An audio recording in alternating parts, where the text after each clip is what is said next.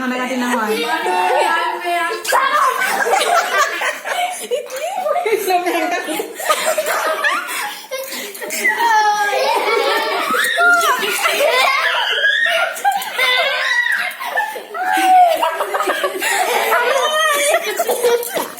এবার কান্নাকাটি